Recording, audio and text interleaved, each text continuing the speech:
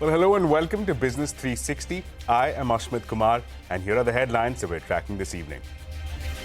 Sensex and Nifty snap a 5-day losing streak, but the gains are limited as investors remain cautious ahead of the election results. Financial stocks and mid-caps perk up in trade. Government set to release GDP data in a few minutes. A CNBC-TV18 poll shows economists are expecting Q4 growth at 6.7% and full-year growth at 7.8%. The Reserve Bank transport 100 tons of its gold reserves from the United Kingdom to India. This is the first time since 1991 that the RBI has shifted a part of its overseas gold reserves to India. Around 400 tons or 50% of RBI's reserves will now be held in Indian vaults. Mahindra Group decides to fill 90% of all senior positions through internal promotions. The group's HR strategy leads to significant cost reductions and reduces attrition at senior levels from 12 to 8% in the last fiscal. At least 54 persons have died due to sunstroke as large parts of India sizzle under severe heat wave. Weather department predicts rains in the next 2 to 3 days.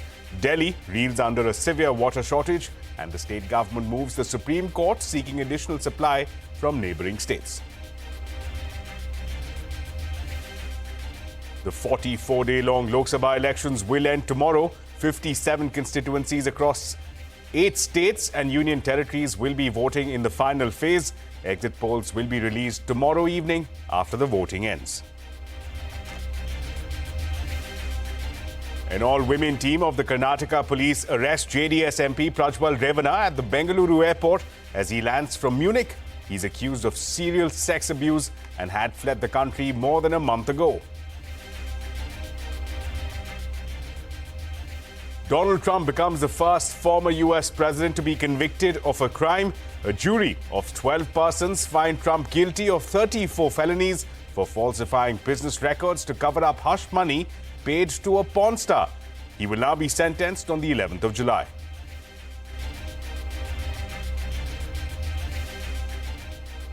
Well, let's start with the day's market action. Sensex and Nifty snapped a 5-day losing streak. That's the longest in the last 7 months. But the gains were limited as investors continue to tread with caution ahead of the election results on the 4th of June. Financial stocks led the rally with the Nifty Bank Index gaining over 300 points. Mid-caps also outperformed the blue chips with the index gaining over 0.5%. Surbhi Upadhyay is joining us now with a quick wrap of the day's market action. Surbhi. Well, it's all coming down to the wire and the street is bracing for impact. And Friday saw a little bit of an uplift, though the day was extremely choppy. We're talking about a near 200-point trend on the Nifty, and the gyrations were endless throughout the session. The final end was closer to the midpoint of this range. The leadership came in from sectors like metals, real estate, banks, large-cap banks, PSU banks in particular, but IT and pharma were key drags. Mid-caps outperformed, and in fact, towards the end of the day's play, there was a fair amount of flair in the mid-cap market. I'll get to that in just a bit. But first, the major Nifty movers. So on the upside, the Adani Group had a very, very good session. The big stocks on the Nifty, the Adani stocks, Adani Ports and Enterprises, really roaring away with gains of 5, 6, 7%. Coal India and Tata Steel were some of the other outperformers. And as I said, banks were a good support towards the afternoon. So big names like HDFC Bank and ICICI Bank, they kind of added through. What didn't work for the market? Divi's, TCS, like I said, IT and Pharma, Nestle was under pressure pretty much throughout the day. The Adani move, by the way, was not just limited to the big Nifty Adani stocks. Look at the other ones as well. Adani Power, Total Gas, there were gains of almost 8-9% on these ones as well. Mid-caps, like I said, was a very vibrant space today by the second half of the session. Some major movers and shakers. IPCA and Welspun Corp, because of negative result reactions, these stocks were down. But then otherwise, there was a blue star. There were lots of stocks bouncing around because of the MSCI index inclusions that come into effect today. So PB Fintech, NHPC, Hoodco, Jindal Stainless soaring in double digits, MedPlus, Torrent Power, lots of names on the upside. Now, as we take stock of the week gone by, the Nifty has still lost. Despite this little up move on Friday, the Nifty is still down about 2% for the week as a whole. But the 20 DMA is still intact. So bulls will take heart from that as they wait for the exit poll outcomes. The VIX, by the way, has soared 14%. And it's almost, the India VIX is almost at 25 now. heightened volatility as I said, the market braces for impact. On Monday, of course, we'll have the exit poll results and also the GDP data for additional guidance. Right, so be wait and watch mode there as far as investors are concerned. Tomorrow may hold some cues. Last day of polling and the exit polls subsequently will be released. Now, with that, let's move ahead. At least 54 persons have died so far due to severe heat wave conditions that have been prevailing over several parts of the country, especially the north. Delhi, Punjab and Rajasthan are among the states that have been enduring temperatures above 45 degrees Celsius, so much so that a Rajasthan court has even urged the centre to declare a national emergency over the ongoing heat wave. However, the Met Department anticipates some respite soon. It has said that prevailing heat wave conditions over northwest, central and east India are likely to abate in the next 2 to 3 days. Delhi may witness light rains and thunderstorms today.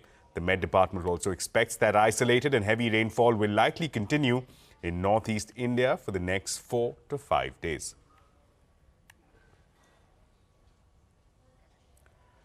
And as temperature continues to soar in North India, the peak power demand in the country has hit an all-time high for the second day in a row. As of Thursday, peak demand stood at 250 gigawatts. That's beating Wednesday's record of 246 gigawatts. The northern states marked a peak power demand of 88 gigawatts, while the western states recorded demand of 74.8 gigawatts. Not just that, thermal power generation in the country too hit a new record high of 176 gigawatts. And staying with the heat wave, the sweltering heat in Delhi has resulted in a water shortage in the national capital region. The Delhi government, we understand, has reached out to the centre and the Supreme Court seeking additional water supply from Haryana, Uttar Pradesh and Himachal. Meanwhile, Delhi Minister Atashi also wrote to the centre claiming that Haryana has not been releasing the required amount of water that's needed. Earlier this week, the Delhi government also imposed a 2,000 rupee fine on wastage of water and formed 200 teams to enforce this penalty. Now, Jio Financial Services has unveiled the beta version of its application Jio Finance app. In an exchange filing, the company said that the app will offer customers a range of financial services, including digital banking and UPI transactions. The app will also offer loans on mutual funds, among other services. To the auto space now, the Mahindra Group's decision to bet on a younger, more diverse senior leadership team of insiders has managed to script a turnaround for the conglomerate. The Mahindra Group recently touched the 5 lakh crore rupee mark in terms of market capitalization, reporting the highest ever profits. The company has decided to fill almost all senior leadership positions through an internal promotion plan.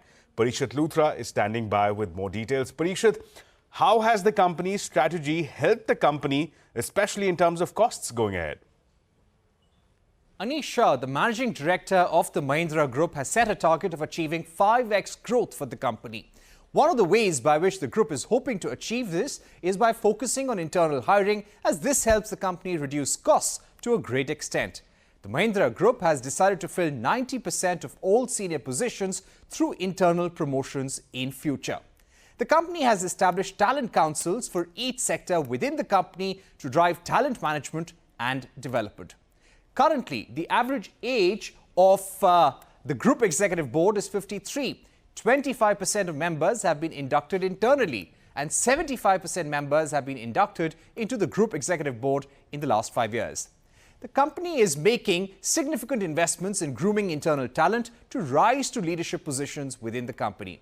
Mahindra Group Managing Director Anish Shah himself was the group president's strategy before being elevated to the post of Managing Director.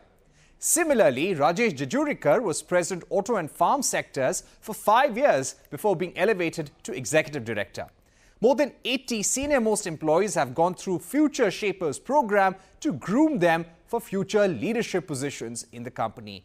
Over 100 mid-level employees have gone through the Mahindra Accelerated Leadership Track program to prepare a bench strength of future leaders. The company has also partnered with Harvard and McKinsey for this training. Apart from Future Shapers and the Accelerated Leadership Track, the Mahindra Group has a She's on the Rise program to specifically mentor women employees for senior leadership roles in future. Mahindra Group believes this strategy has paid off and ensured diversity as well. 14 CXO roles have been filled up by women compared to just 2 or 3 earlier. Presence of women in the group corporate office has increased to 38% with a focused hiring approach. 2 new women leaders have been inducted into the group executive board of the company. The company has told CNBC-TV18 that internal hiring and promotions have led to significant savings. External recruitment costs and relocation expenses have been reduced. Promotion of internal talent ensures business continuity in the Mahindra Group, less operational disruptions. Attrition at senior levels came down from 12% to 8%, and female staff attrition has come down from 18% to 13% in FY24. CNBC-TV18 has learned that the Mahindra Group expects significant cost reductions due to this strategy over the next 2 years.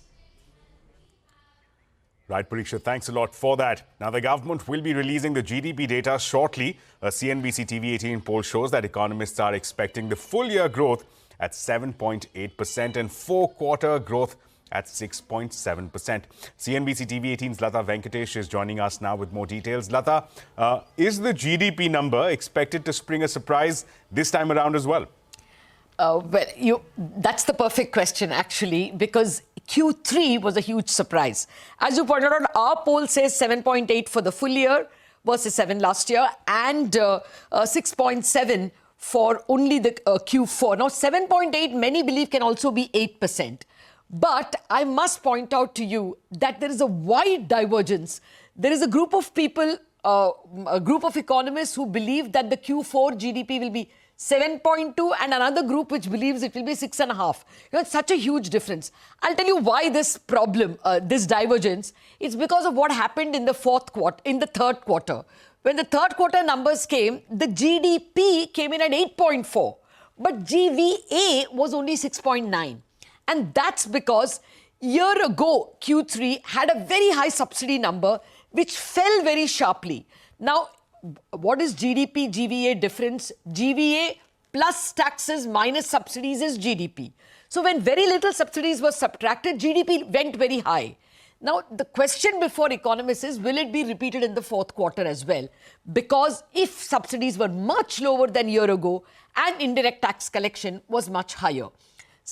Some group of economists are taking the difference between GDP and GVA very low, at just about, 30, 40 basis points. And some others are keeping the same divergence that we saw in Q3, which was, a big difference of about 1.5 percentage point. So, you can be surprised on either side. So the real number to look at, therefore, is the GVA. And according to our poll, the Q4 GVA should come at 5.9% and the full year GVA should come at 6.7%. At 6.9%. That is the expectation.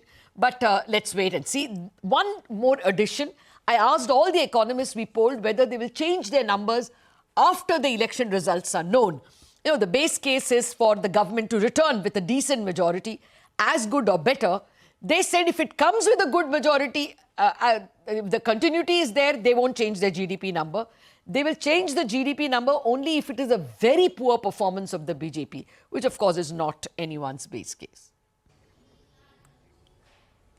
Right, Lata, we'll keep our ears and eyes peeled for those GDP and GVA numbers. But thanks so much for staying with us. There's another key story we want to reach out to you with. Let's talk about the Reserve Bank of India transporting 100 tons of its gold reserves from the UK back to India. Now, this is the first time it's happening since 1991 that the RBI has shifted a part of its overseas gold holdings to India.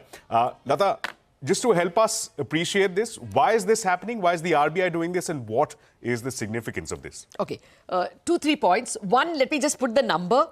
There is still 400 tons outside. It was 500. They've brought back 100. So there's 400 outside and now 400 inside. Total RBI reserves is 800, 50-50 held domestic and abroad. This is after the 100 tons being brought back. Now, there was a doubt in people's mind whether this is a reaction to the sanctions imposed on China, on Russia, and derecognition of reserves. But, my source at RBI just foo-fooed all that. The point they were making is that we held gold because of historical reasons. One, in 1991, because we could be delaying payment to the IMF, repayment to the IMF because of the foreign exchange crisis then, this gold was shipped at that time and held in a vault there. When the payment was made, they didn't bring it back because it's your gold, irrespective of where it is. So next time, the country continued to buy small amounts throughout these last, 25 years, and they continued to keep it in the same vault, much of it. In 2009, they bought a large chunk because the IMF sold it. 200 tons. That was one big purchase. So 200 plus that 65 shipped in 1991 and plus small lots bought all over, the last 25 years amounted to 500 tons. The Reserve Bank's position is that we don't need to keep it there. We keep it abroad because it's easy to do trading or, do gold swap and stuff like that. But since we are not using so much of the gold for these activities, what is not being used can be shipped back. I tried to get them to say whether it would be, would you hold 20% abroad, 25%, 30%? We didn't get a number because they said that they don't have such a number in mind. But it is very clear that there will be more tranches of gold that will come back from the conversation I had with sources. Another point, it comes back by air. It's airlifted normally. It's not a shipment that comes. And finally, there is no financial implication for GDP or RBI's balance sheet because of this. It's our gold and it's coming back. So no question of customs, no question of taxes or sales tax, nothing at all. It doesn't change the Reserve Bank's balance sheet either. Right, Lata, thanks a lot for that. Those numbers there, 100 tons of gold, setting off the imagination, the creative abilities of people visualizing this entire exercise. Thanks a lot, Lata, for joining us with that. Now, in international news, after a 20-day operation, Israeli forces say they will pull out of the refugee camp in northern parts of Gaza. Israel claims it has destroyed several tunnels and weapon manufacturing sites. Hamas officials claim that more than 1,000 homes were destroyed in the refugee camp. Meanwhile, Israeli forces continue to pound Rafah, which has seen large-scale casualties in this last week. In more international news now, Donald Trump has become the first former president in the U.S. history to be criminally convicted. A 12-member jury found Trump guilty on all 34 charges in a hush money scheme to influence the outcome of the 2016 presidential elections. Trump, who is also the presumptive Republican presidential nominee, has called the verdict a disgrace. The sentencing would be announced on the 11th of June. NBC's Laura Jarrett joins us now with this report. Former President Donald Trump found guilty, convicted by a Manhattan jury of all charges. Now the first American president ever convicted of a crime. Jurors finding Mr. Trump guilty on all 34 counts of falsifying his business records to cover up a conspiracy to influence the 2016 election by hiding how he reimbursed his former fixer for paying off a porn star before the election. The Manhattan jury of 7 men and 5 women included 2 lawyers, 2 in finance, and the foreman in sales, and reached their decision after 2 days of deliberations, after hearing from more than 20 witnesses over 6 weeks. The prosecution's case largely came down to whether jurors would believe the word of Michael Cohen, Mr. Trump's former attorney and self-described fixer. Cohen was the only witness who directly tied Mr. Trump to the alleged crime of falsifying business records. He testified Mr. Trump directed him to pay off Stormy Daniels so she couldn't derail his campaign. She'd alleged a sexual encounter years before, but Mr. Trump vehemently denied it. Prosecutors argued at trial the former president was desperate to keep her silent, panicked after the release of the Access Hollywood tape, and then covered it all up, approving a scheme to disguise the $130,000 payoff with a phony paper trail through invoices, vouchers, and checks. Cohen's credibility in this case was key, the defense team branding the now disbarred lawyer who'd been convicted of lying under oath as the MVP of liars with an axe to grind against Mr. Trump, while prosecutors argued Mr. Trump chose Mr. Cohen for the same qualities that his attorneys now urge you to reject his testimony. This was a rigged, disgraceful trial. The real verdict is going to be November 5th by the people, and they know what happened. Outside of court, boos and cheers. Late today, District Attorney Alvin Bragg reacting to the verdict. We arrived at this trial and ultimately today at this verdict in the same manner as every other case that comes through the courtroom doors. By following the facts and the law. Well, early results have begun to trickle in from the South African general elections. The outcome is crucial this time as it tests the African National Congress's governance of 30 years. With more than half the counting done, the ANC has garnered just over 42% of the votes, followed by the Democratic Alliance at over 28% and left parties at over 20%. These trends suggest that the ruling ANC could fall short of a majority and be forced to seek a coalition partner. The final results are expected over the weekend.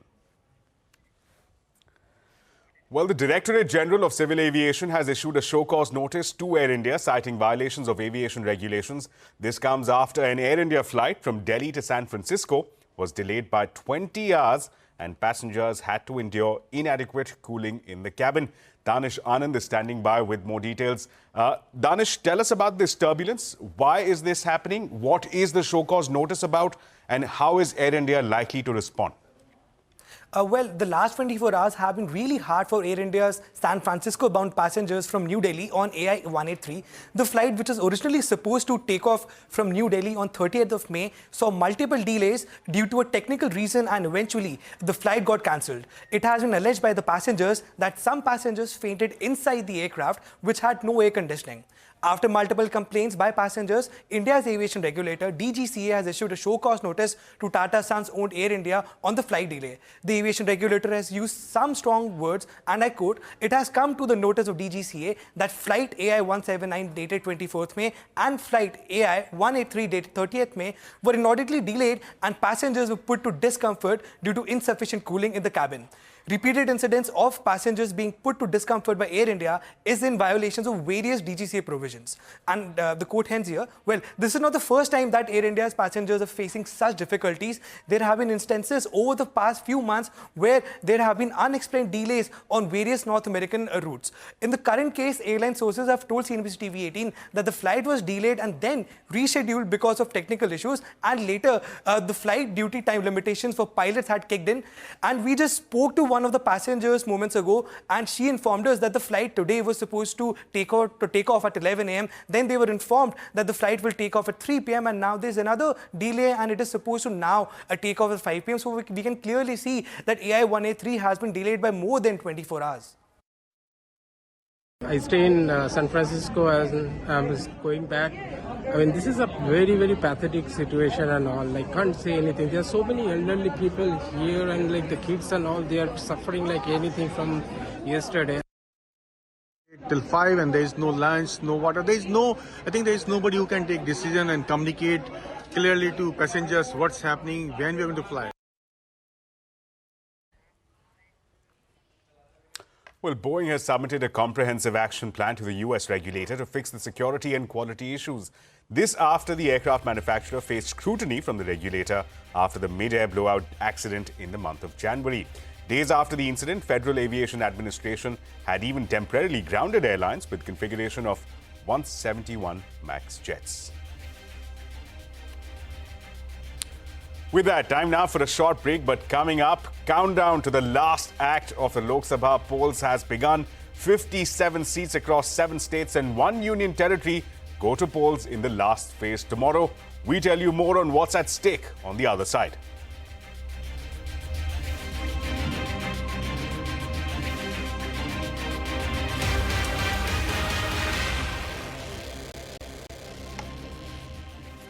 Welcome back. Now, grand roadshows, aggressive and vitriolic speeches, and a 44-day polling cycle in the searing heat.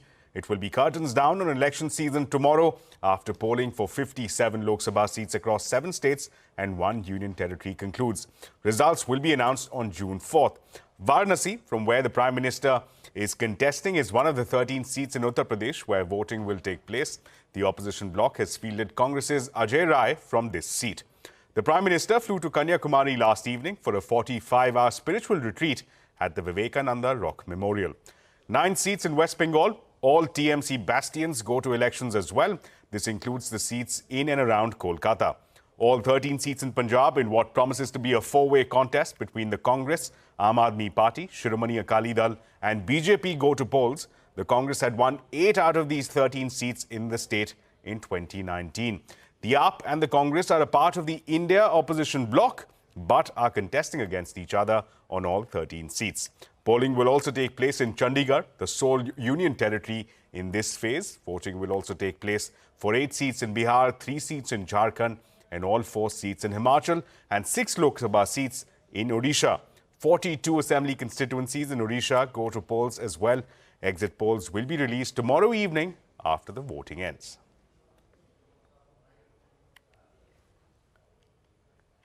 And Delhi Chief Minister Arvind Kejriwal has said that he will surrender to Tihar jail authorities on June 2nd. Kejriwal was granted an interim bail in the liquor policy case for 21 days till June 1st to campaign for the Lok Sabha elections. In a press conference today, Kejriwal said that he will ensure that Delhi government's work does not stop. He also said that he doesn't know how long he will be in jail, but his spirits are high. Earlier, Kejriwal sought an extension of his interim bail on medical grounds. In news now from the south, an all-women team of the Karnataka police have arrested JDS MP Prajwal Revanna at the Bengaluru airport after he landed from Munich. He is accused of serial sex abuse and had fled the country more than a month ago.